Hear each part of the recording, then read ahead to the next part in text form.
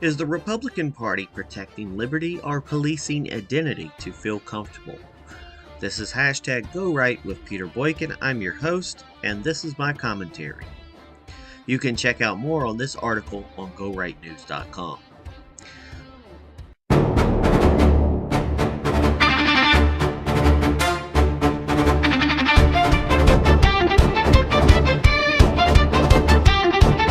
This isn't left. This isn't right. This is liberty under a spotlight.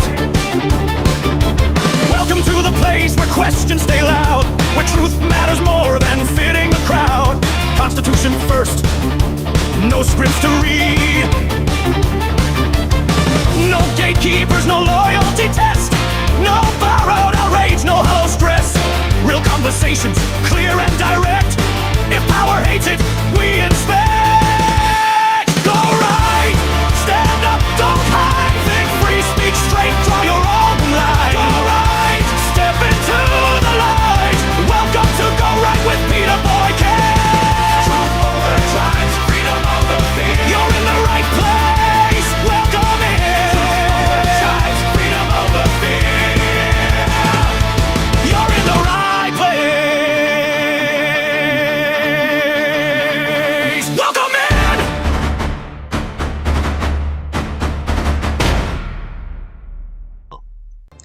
A constitutional republic does not survive by demanding silence from those who expose its contradictions.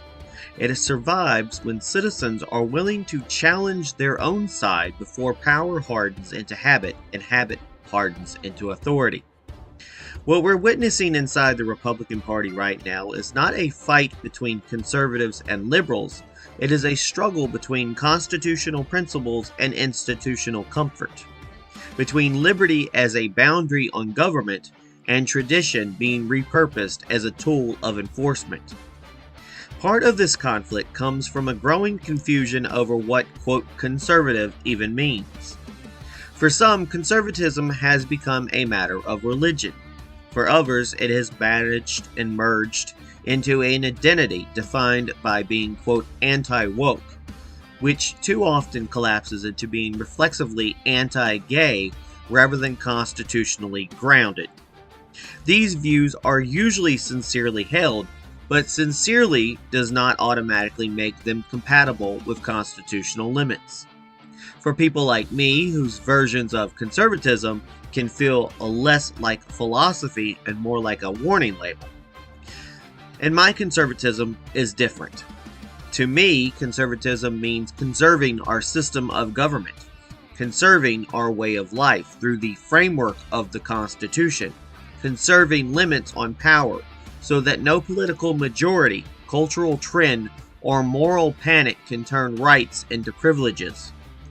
This is why I reject the idea that being openly gay, unapologetically visible, and outspoken about equal protection somehow places me outside the conservative movement. The Constitution does not require me to shrink myself to fit a political coalition. It requires the government to restrain itself from choosing winners and losers under the law. I also reject the framing that says my identity should not, quote, matter to be accepted. That argument sounds reasonable until you follow it to its logical conclusion. If identity truly does not matter, then it should never be used as justification for denying civil rights, redefining marriage through the state, or carving exceptions into constitutional guarantees. Some Republicans say, quote, I am an American first. Well, so am I. That is precisely why I will not accept a government that treats some Americans as provincial. Conservatism was never meant to be a permission structure. It was meant to be a limit on how far the state can go into our lives, our families, our contracts, and our choices. And when a party platform begins to sound like a moral licensing board instead of a constitutional restraint, something fundamental has gone wrong. This is not about rejecting family values. Strong families exist across the country in many forms. They raise children. They pay taxes. They build communities. They serve this nation, and they contribute to its stability.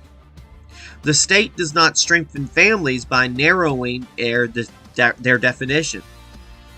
It strengthens families by getting out of the way and allowing civil society to function freely. And when organizations inside the party decide they get to determine who is, quote, acceptable, who is, quote, too loud, or who must be sidelined for refusing to conform, that is not unity. That is controlled opposition wearing a friendly label. I will work with anyone acting in good faith to expand liberty. I will oppose anyone, regardless of party, who treats constitutional rights as conditional. Because if we only defend liberty when it is comfortable, then we do not believe in liberty at all. That is the conservatism I stand for. Not religious rule, not ideological purges, and not culture war loyalty tests. A conservatism that conserves the Constitution itself. Thank you for tuning in to #GoRight with myself, Peter Boykin. Check out more at gorightnews.com.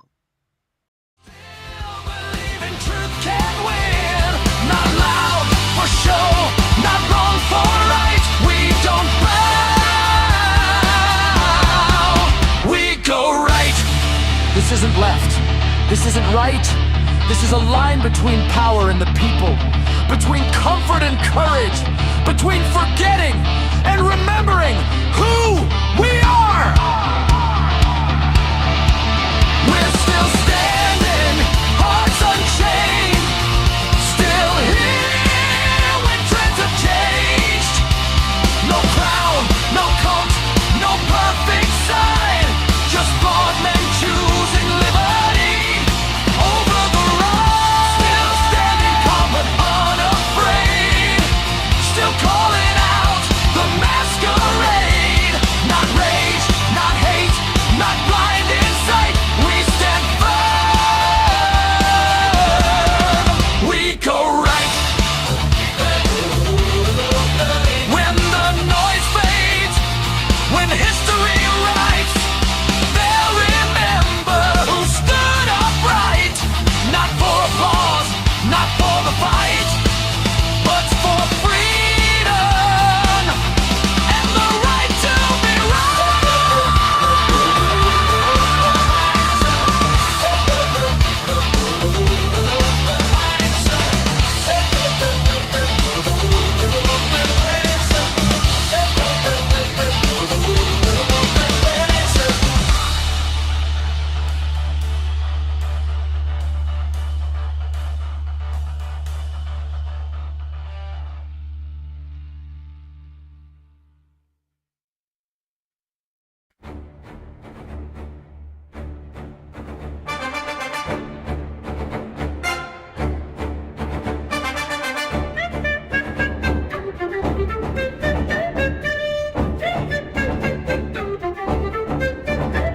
There's a lie we keep telling ourselves at night, that the threat wears blue and not red or white.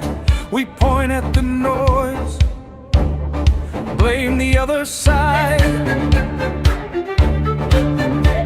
while locking our doors from the inside.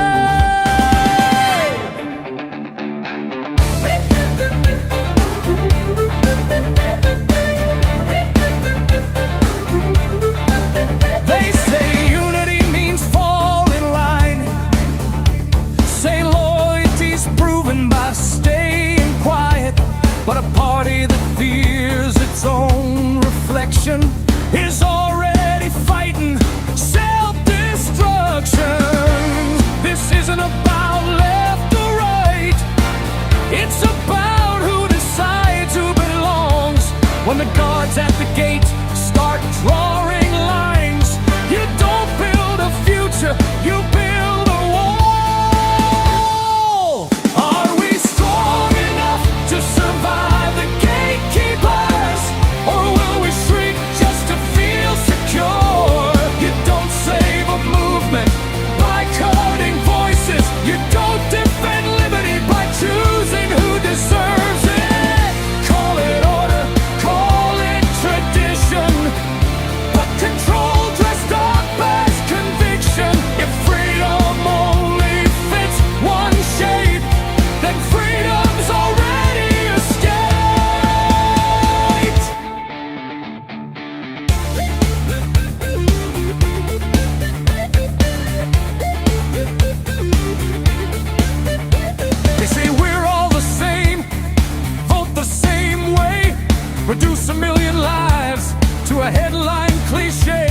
But numbers don't lie, and silence won't hide that Americans don't check identity at the ballot line. Some of us chose country before cult, chose the Constitution when both sides default. Not mascots, not props, not trophies to hold, just citizens tired of being told that representation means permission, that you speak only when approved. But rights don't come from organizations, and truth doesn't need their rules. Are we strong enough to survive the gatekeepers who claim the banner but narrow the door? You don't grow a party by purging believers. You don't win elections by ignoring millions more. They call it purity, call it defense, but exclusion always breaks what it claims to protect. If liberty's real, it must apply, even when it's inconvenient to the tribe.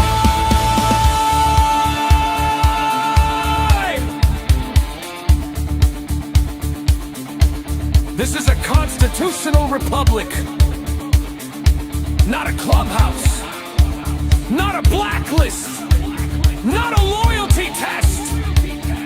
Civil law is not doctrine. Government is not God.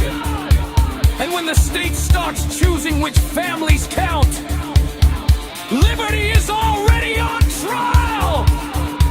You can fight for values without handing power to the state. You can love your principles without erasing your neighbor's rights.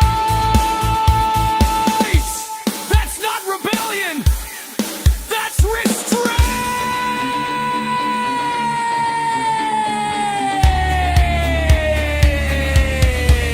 Are we strong enough to survive the gatekeepers, or addicted to comfort and control? If rights depend on who's in favor, then none of them are truly alone. You don't defend the Constitution halfway. You don't protect freedom by fear. The party that learns to hear dissent is the party that outlives the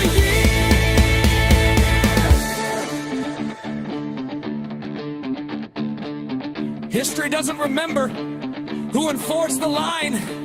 It remembers who refused to cross it. And when silence was easier than truth, some of us chose to speak and stayed standing.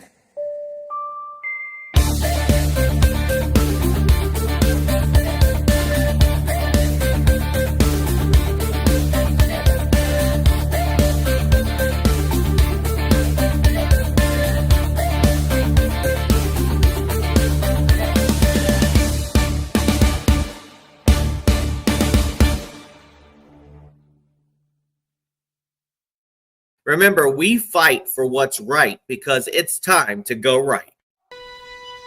Is the Republican Party strong enough to survive its own gatekeepers? Welcome to hashtag Go Right with Peter Boykin!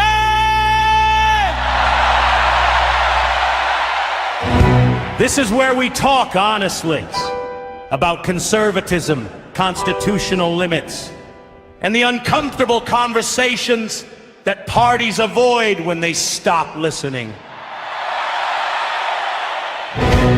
A party can survive opposition. A party can survive criticism. A party can even survive losing elections. What it struggles to survive is truth spoken from inside.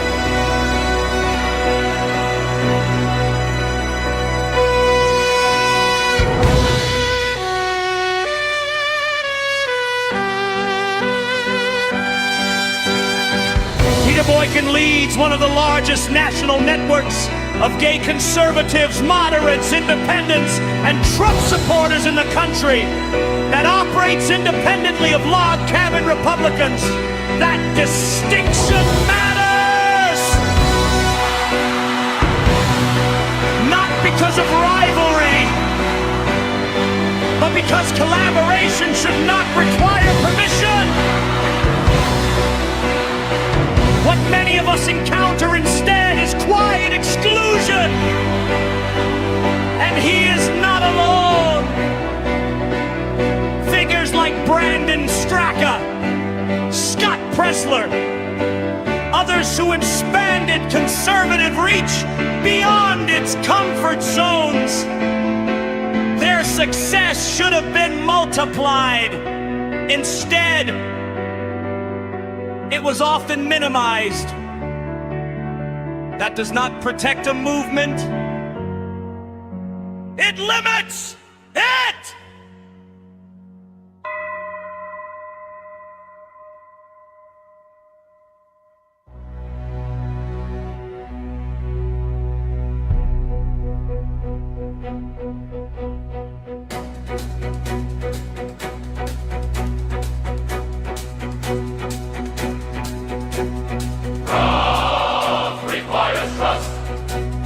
Trust requires openness. Openness requires courage.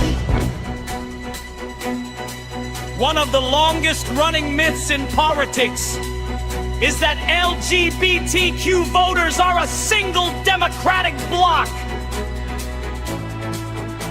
They are not. Roughly half identify as Democrats. About a third are independent or unaffiliated, and around 15% identify as Republican. That 15% represents millions of Americans.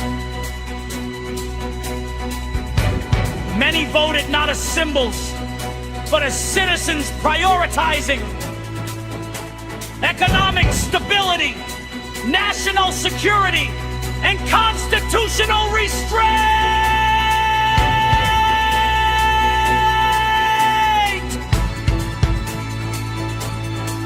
They did not vote because the party was flawless.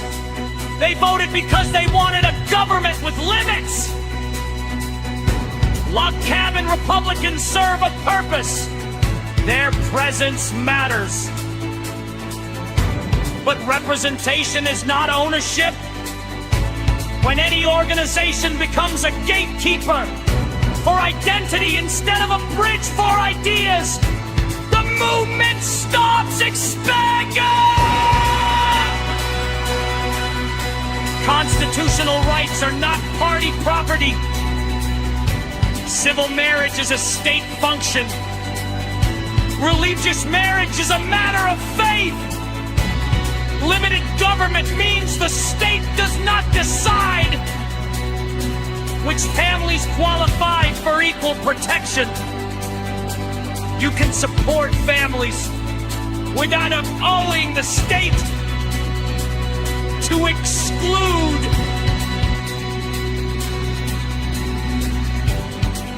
Unity does not require silence.